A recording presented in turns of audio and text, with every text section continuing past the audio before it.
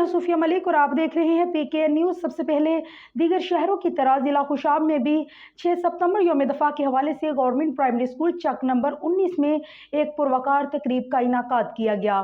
مزید تفصیلات district bureau chief محمد عبداللہ کی اس رپورٹ میں۔ 6 ستمبر یوم دفاع کے حوالے سے Khushab government primary school Chak number 19 MB میں ایک تقریب منعقد ہوئی، جس میں chief front Pakistan Air Force Rana Qayyum نے خطاب کیا۔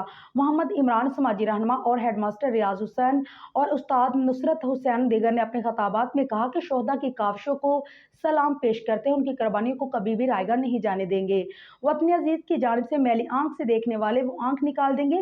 6 ستمبر کا دن ان شہداء کی قربانیوں کو یاد تازہ کرتا ہے جنہوں نے اپنی جان کی پرواہ کیے بغیر ملک کی حفاظت کے لیے اپنی جان قربان کر دی۔ بچوں نے ترانے اور ملی نغمے پیش کر کے ناظرین سے خوب داد سمیٹی۔ آخر پہ بچوں نے پریڈ مارچ بھی کر کے مہمان گرامی کو پیش کیا اور لوگوں کی کثیر تعداد میں شرکت کی۔